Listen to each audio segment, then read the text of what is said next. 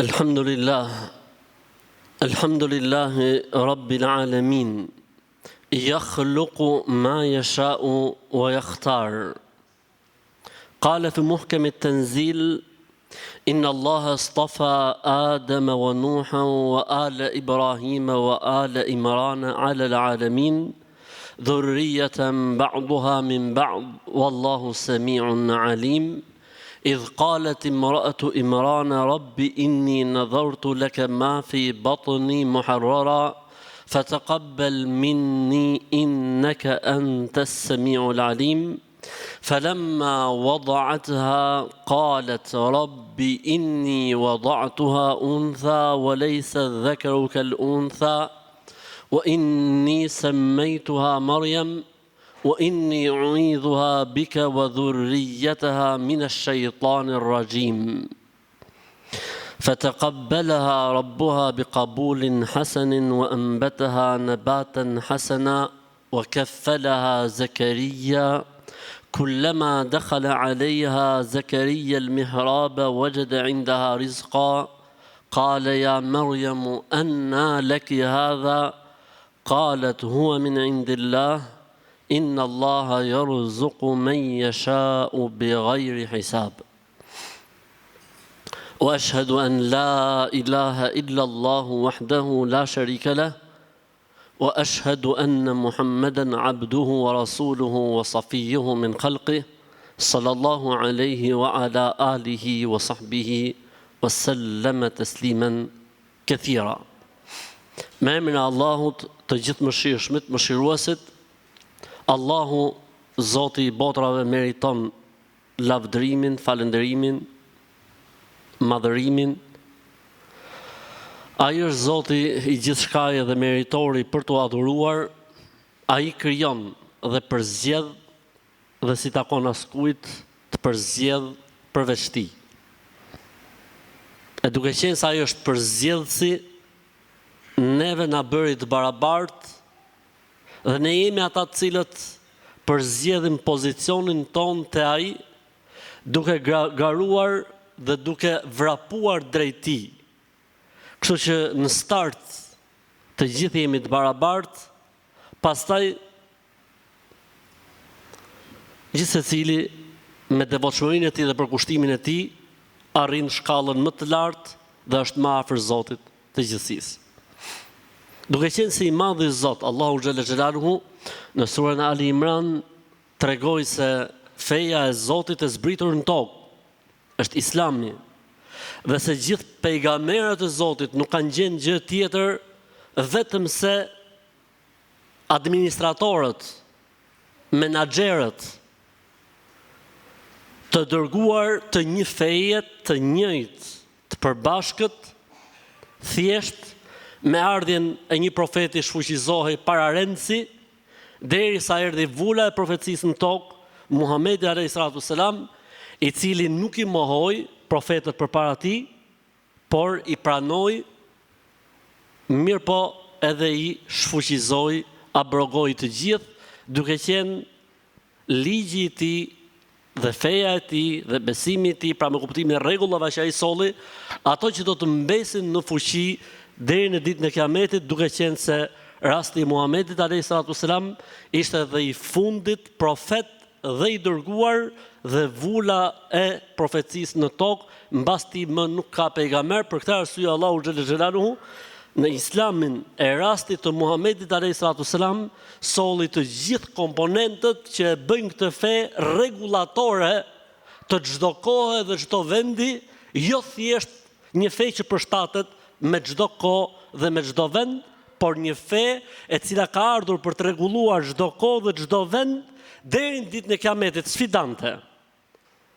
Sepse është prej Zotit. Në asnjë detaj të kësaj feje nuk ka ndërhyrje njerëzore.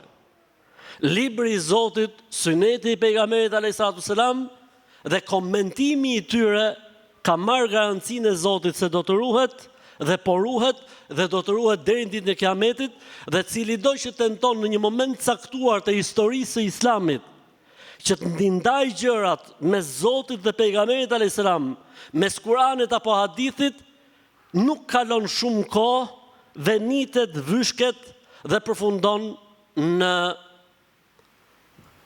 koshin e plerave të historisë, përveç se nëse pendohet, pranon çfarë ka thënë dhe kërkon falje dhe tërhiqet, fa inna Allaha ghafurun rahim. Allahu fal dhe mëshiron.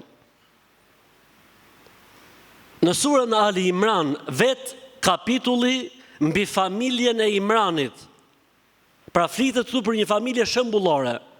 Pse ishte shembullore kjo familje? Për arsye të dy komponenteve të rëndësishëm. E para, një familje e cila ngrihej dhe bazamentin e kishte në lidhjet e saj me Zotin dhe me Krijuesin, me Allahun pra. Dhe një familje e cila nuk ka Zotin për Zot, Allahun, sado që të eci, sado që të ngrihet, është bosh. Dhe komponenti i dytë ishte ndërlidhja e familjes. Në familjen e Imranit gjejmë gjithë antarët dhe gjithë brezat. Gjejmë gjyshin, gjyshen, gjejmë nusen, dhëndrin, gjejmë niprit dhe mbesat. Si ku po na thot i madhi Zot Allahu xhalla xhelaluhu, kështu e dua shembullin e familjes. Të lidhur, të dashur, dhe gjithë secili ka rolin dhe pozicionin e tij që nuk mund t'ia marrë askush tjetër. Ashtu si një qeveri që funksionon me të gjitha ministritë e saj, kështu edhe familja funksionojnë, gjithë secili prej antarëve të familjes ka një rol, ka një pozicion kyç që nuk mund t'ia marrë, as nuk mund ta konkurrojë askush tjetër. Familja e Imranit. Allahu xhelle xhelaluhu më në fund, mbas 2-3 faqesh, futet në temë, le të themi që përshtatet dhe me titullin e surës. Allahu është ai i cili përzgjodhi Ademin dhe Nuhun dhe familjen e Ibrahimit dhe familjen e Imranit nga gjithë njerëzimi. Është Allahu ai i cili zgjedh. Ne nuk mund shenjtërojmë. Ne nuk mund shpallim shenjtor askënd. Është Allahu ai i cili ka të drejtën absolute. Për këtë gjë dhe kjo është një nga, le të themi, specialitetet dhe mrekullitë dhe gjërat unike që ka Islami. Allahu është ai i cili, Allahu tha përzgjodhi nga gjithë njerëzimi Ademin, pra njeriu e parë, Nuhun, njeriu e dytë, si të dytën, mes Ademit dhe Nuhut alayhis salam kishte 10 shekuj. Jo, faktikisht i dyti me kuptimin se me përmbytjen e madhe që psoi bota në kohën e Nuhut alayhi salatu wassalam, çdo gjë që ishte para Nuhut u zhduk dhe ishin pikërisht Nuhu dhe pasardhësit e tij, ata të cilët do të ndërtonin botën për së dyti, siç e tha Zoti në Kur'an, wa ja'alna dhurriyyatahu humul baqin. Pasardhësit e Nuhut, pra nga Nuhu e pas, janë ata të cilët e banuan tokën, 10 pra 4 bit e Nuhut. Wa ale Ibrahime, wa ale Imran. Gjithashtu Zoti nga të gjitha familjet që ka parë historia njerëzore, familjet e përzgjedhura të Zotit janë 2. Familja e Ibrahimit alayhi salatu selam, që konsiderohet ndryshe dhe imami apo babai i pejgamberëve, dhe familja e Imranit. E kush është Imrani? Imrani është gjyshi i Merjemes. E kush është Merjemja? Merjemja është nëna e Isait alayhi salatu wassalam. Pra jo vetëm që i duam pejgamberët, jo vetëm që i vlerësojmë pejgamberët, po ne duam dhe familjet e pejgamberëve. Madje themi që familja e Imranit është më e vlerësuar te Allahu xhelle xhelalu se çdo familje tjetër. Dhe familja e Ibrahimit alayhi salatu wassalam. Tha wa ala Ibrahim wa ala Imran ala alamin dhurriyatan ba'daha min ba'd wallahu samiun. Imrani është gjyshi nga nëna i Isait alayhi salatu wassalam. Kështu që lidhja mes Isait dhe Abrahimit duhet bëhet nëpërmjet Jusufit, apo duhet bërë nëpërmjet Merjemes, Maris, duhet bërë nëpërmjet Maris. Isai alayhis salam nuk ka bab. nuk mund ta lidhësh ti Isain, Jezusin me Ibrahimin nëpërmjet Jozefit. Po duhet ta lidhësh nëpërmjet kujt? Merjemes, Maris. Kjo është një mesele që kush e kap, kush nuk e kap, nuk ka problem. Hana ishte gruaja e Imranit, nëna e kujt? E Merjemes. Kohë e gjatë s'kishin fëmijë. Dhe Hana, kur shifte zojt si çiftoheshin dhe bëheshin me zojt të vegjël, kur shifte kafshët, gjithmonë thoshte atë kemë dhe unë fëmijë. Si puna e prindit që e ka sprovu Allahu xhallal xhelaluhu mos me pas fëmijë. Sprov. E një moment me ato fshamën e saj të mendimit se ndoshta s'po i jep Zoti fëmijë, i bën një dua Allahu dhe i lutot Zot, mos ma merr shpirtin pa më dhënë fëmijë. I lutet Allahu xhallal xhelaluhu. E Allahu xhallal xhelaluhu fuqiplot ja plotson Hanës dëshirën, ëndrrën, dhe Hana mbetet shtatzën. Mbas 4 muajsh e disa ditë që Hana e kupton se fëmia tashmë i është fryrë shpirti dhe filloi, le të themi, jeta në barkun e saj, i lutet Allahut për s'dyti dhe thot: Rabbi, inni nadhartu laka ma fi batni muharrara, fataqabbal minni innaka anta as-sami'ul alim. O Allah, o Zot, me që këtij fëmije i erdhi jeta, unë do ta lej në shërbim të tempullit, ti shërbej fesë, besimit. E rëndësishme unë u bëra nën dhe ndjeva ndjeshmërinë e nënës, dhe çfarë ndjen një nën. E me kaq o Zoti im kam marrë çfarë desha. Prandaj ky fëmijë do të jetë në shërbim të fesë dhe të besimit.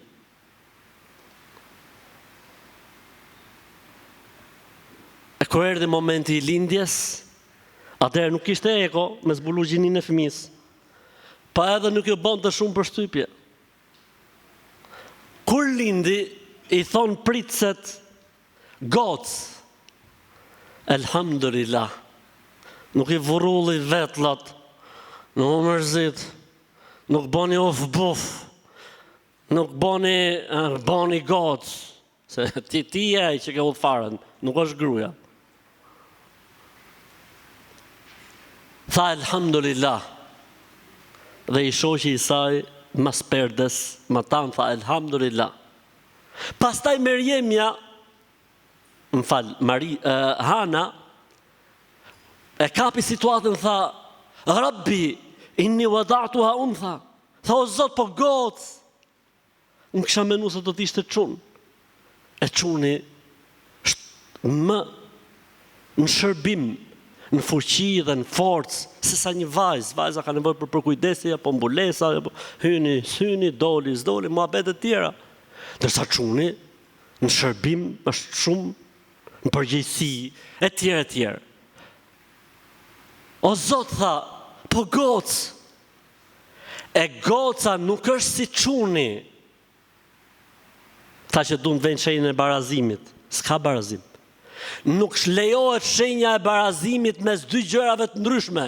Në momentin që vendoset shenja e barazimit mes dy gjërave të ndryshme, është padrejtësi. Dhe kur themi ne që burri është mashkulli, është më lart, nuk kemi për qëllim superior, nuk kemi për qëllim se është ndryshe, nuk kemi për qëllim e përgjegjësisë dhe amanetit.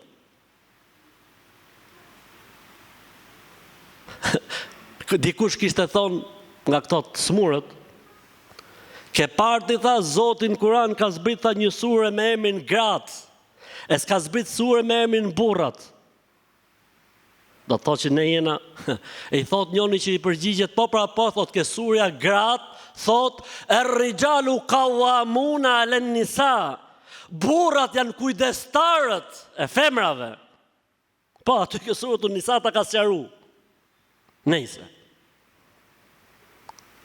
Tha, o Zot, gocë, jo çun, e nuk është goca si çuni, pra në shërbim, përgjegjësi, në amanet.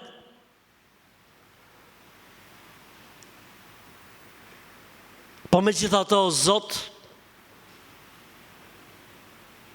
ajo që theti, pra që vendoset ti dhe gjykove ti, dhe ajo që thash unë, pra që thash ky fëmijë do të jetë shërbëtori i tempullit, do t'i shërbej fesë dhe besimit, unë nuk tërhiqem prej saj. Ti o Zot pranoje prej meje, pavarësisht se nuk doli ashtu siç mendoja unë, ama unë nuk tërhiqem nga besa dhe premtimi që të dash ty o Allah, pavarësisht se ishte rasti i parë që në tempull do të shërbente një vajzë. Unë nuk të rriqem, o Zoti im, nga ajo që thash. Vajz, qoftë shërbëtore e tempullit. Dhe kështu u bë. Pejgamberi alayhis salatu selam tha në një hadith, çdo fëmijë kur lind e pickon shejtani. E diun që dikush mund të thotë si e pickon, ka e pickon, muhabetet e këtyne që duan me gjet me mend gjonat, e nuk besojnë gajbin. S'kemi punë me ata fare. Përveç 2 njerëzve nga gjithë njerëzimi, kush janë këta 2 njerëz? Tha Merjemja, kjo vajza, edhe biri i saj, Isa alayhis salatu selam, janë të vetmit që nuk kanë qarë nga pickimi i djallit në lindje.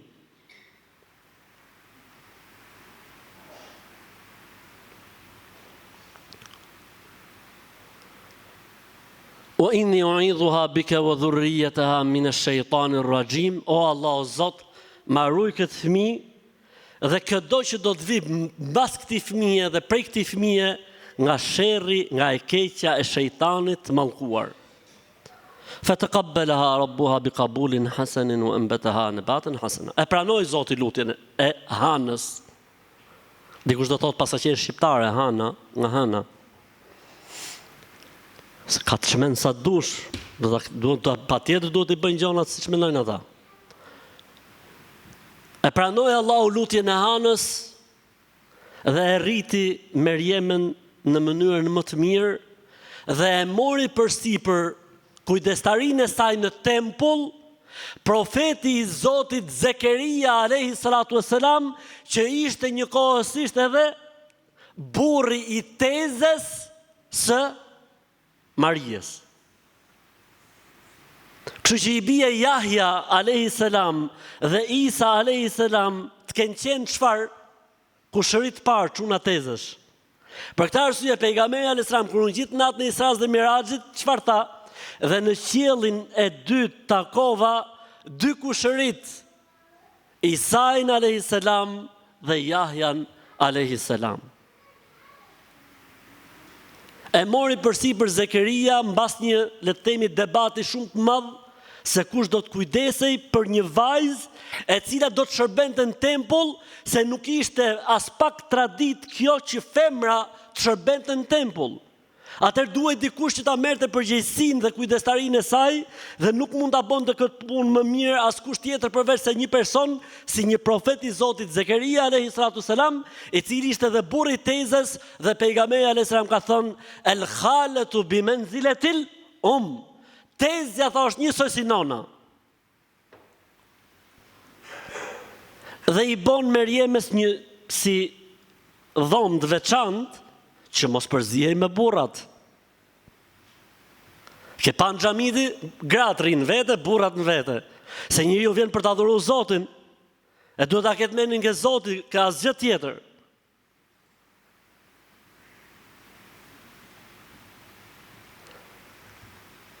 Mirë po Zekeria alayhis salam kur futej tek që e shifte çfarë po bën.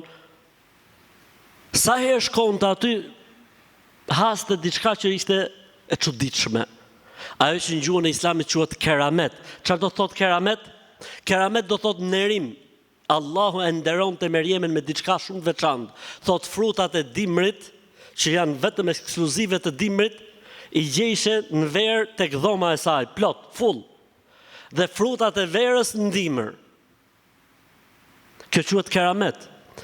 Keramet do thotë diçka e jashtëzakonshme që Zoti ja jep një prej evliave, pra të dashurve të tij.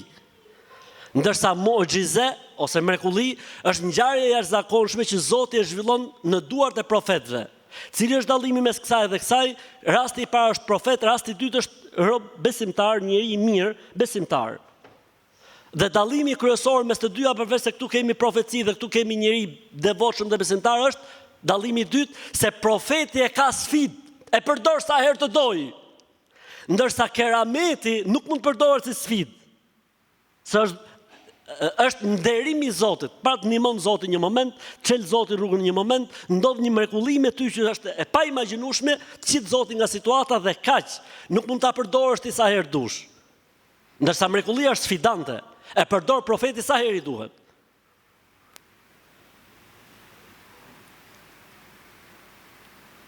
Dhe Zekeria alayhi salatu selam e pyet me pastërti dhe i thot: "O Merjem, ja Merjem, enna leki hadha." Kush t'i sjell?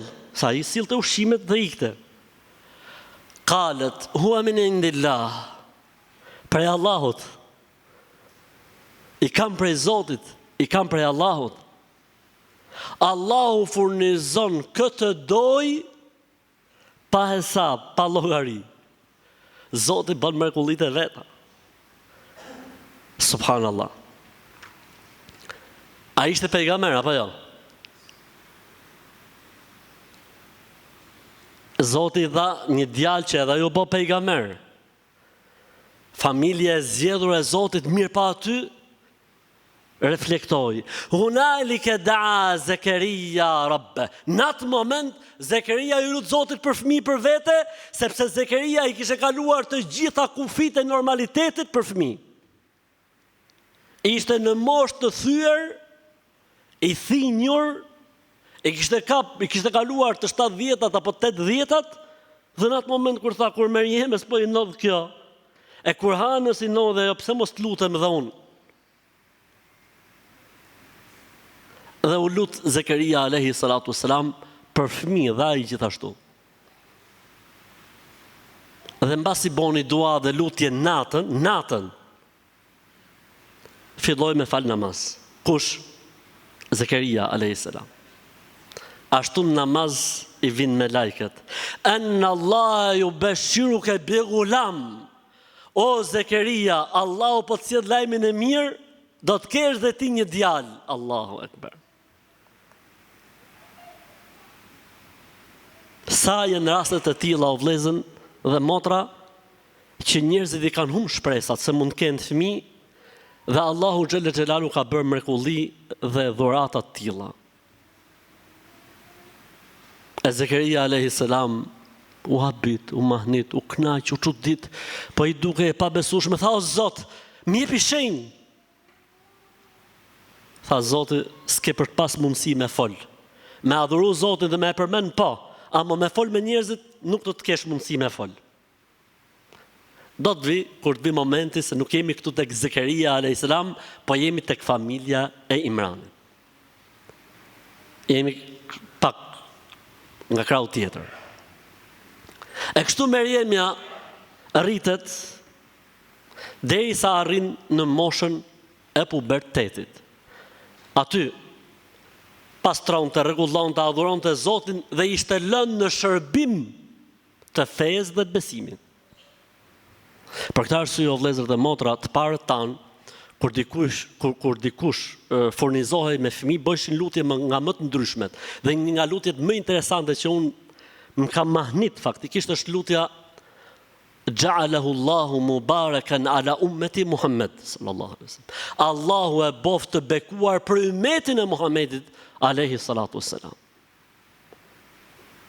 Do të ndalemi inshallah taala në hutbën e dytë pak shumë me disa momente interesante të kësaj ngjarje.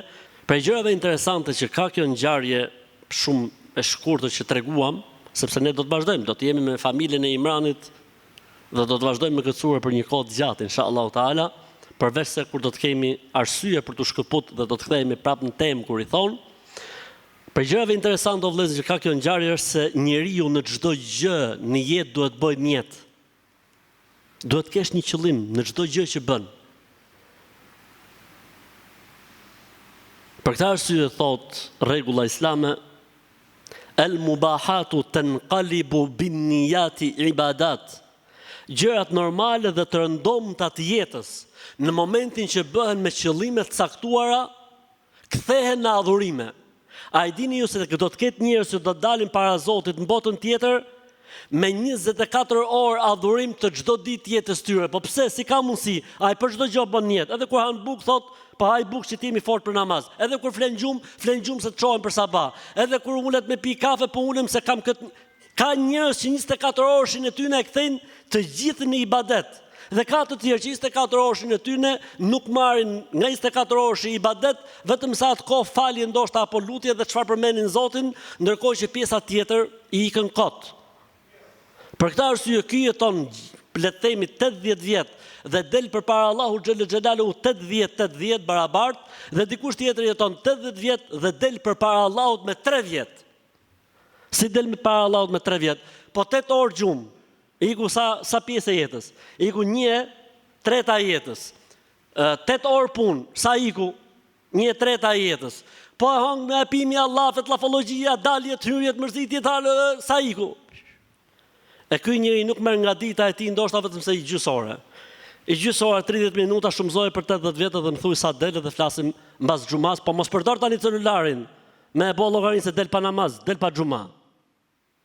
Bën jetë për çdo gjë. Bën jetë për çdo gjë. Sulejmani alayhi salatu wassalam kishte një numër të madh grash dhe robreshash. Një natë tha, sonte tha, do të kaloj tek 100 gratë e mia, tha, edhe do të më japi Zoti 100 trima. I tha meleku, thuj inshallah. Meleku, Sulejmani tha, thuj inshallah. Sulejmani a.s. nuk tha inshallah, po marroi punë. Tha pejgamberi a.s. Zoti i dha i gjys fëmijë nga i 100 që priste Sulejmani a.s. Tha pejgamberi a.s. duke komentuar ngjarjen, pasha Allahun, po të kishte thoni inshallah, Allahu do jepte 100 trima. Kështu që lidhe çdo gjë me Allahun. Lidhe çdo gjë me Allahun. Dhe në momentin që duket sikur janë mbyll rrugët dhe s'ka shpresë, nuk ka të pamundur për Allahun xhel xhelalu. Për gjërave interesante që ka ngjarja është se emërtimi i mirë i fëmisë, zgjedhja e emrit të mirë për fëmijën. Dhe kjo është një sfidë e madhe identiteti fetar. Një nga treguesit se çfarë jeti është dhe emri që ke apo emri që ka fëmia jot. Prandaj friksoju Allahut, o prind, o bab, o nën, në emrin që i vendos fëmijës, sepse je duke i ngjyrosur identitetin e tij. Dhe mendo se si do ta thrasë Allahu në botën tjetër. Mos mendo se çfarë thon njerëzit.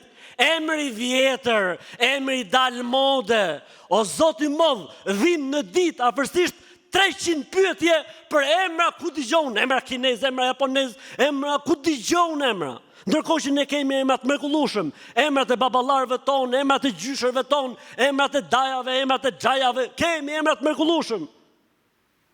Ngjallni emrat tuaj, ngjallni emrat e baballarëve tuaj, ngjallni emrat e gjyshërve tuaj. Ç'është kjo dëshirë e madhe për emër që duhet ta ngjësh 17 herë që ta kuptosh se çfarë është e si ta thrasësh tjetrin.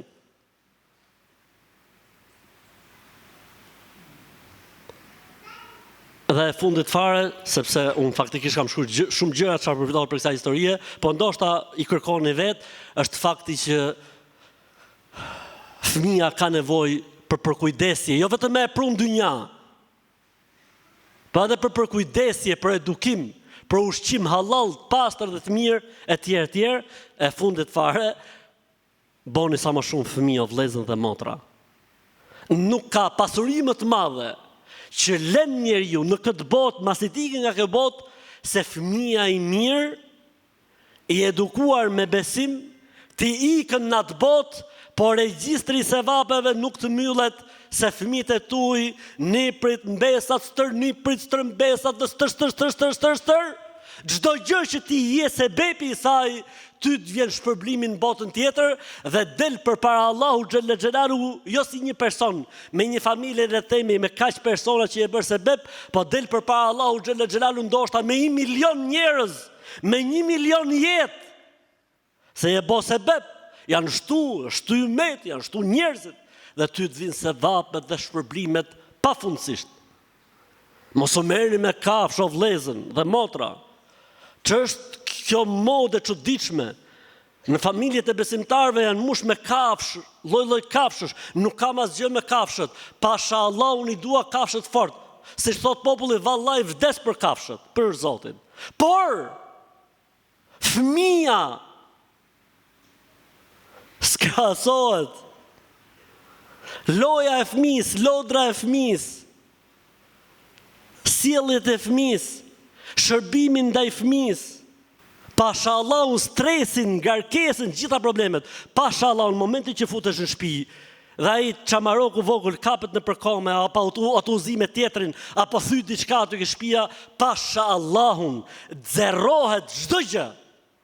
Se e ka bo Allahu të tillë. Prandaj ju them ashtu si thoshte pejgamberi alayhis salatu selam, martohuni, orini, martohuni, shtohuni, se kjo neve do të na bëj krenar te Allahu në botën tjetër. Prandaj dhe bëj thirrje çunave dhe gocave që kanë kushte. Po jo ikën jeta për shalësh. Ke parasysh kur luhet top, ta futaj për shalësh?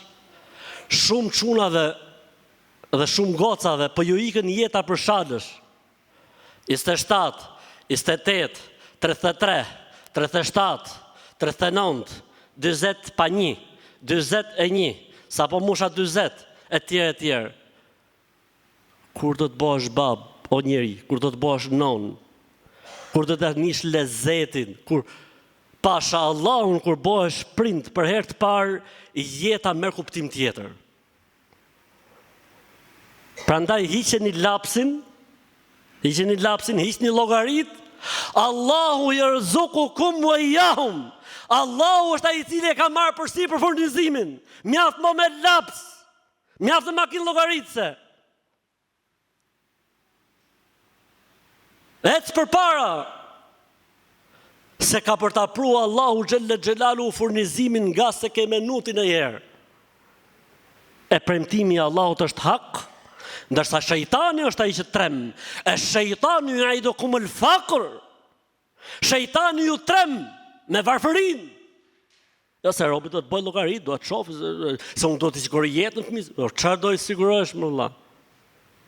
Po si na kanë rrit neve prindërit tanë, mos si janë rrit prindërit tanë. Si janë rrit, si ka qenë jeta atëherë. Po është Allahu ai që i rrit, më nuk jeti. Se ti ishte për ty, ti kishe ngordhë me kohë. Është Allahu ai që i rrit. Është Allahu ai që i jep jetën. Ky është mësimi më i rëndësishëm që ka kjo histori. Njeriu duhet martohet, dhe njeriu duhet shtohet, dhe njeriu të mundohet të ketë sa më shumë fëmijë, çapaçula, se Zoti ja bën jetën xhenet në këtë botë. Zahratul hayatit dunya. Lulishtja dhe lulet e kësaj bote. Allahu ju zoft fëmijët tanë dhe na u zoft neve. Allahu i boft këto fëmijë sebeb që ne të fitojmë sevapet dhe shpërblimet mëdha, dhe Allahu i boft këto fëmijë që të jemi bashkë në xhenetet e Zotit. Amin.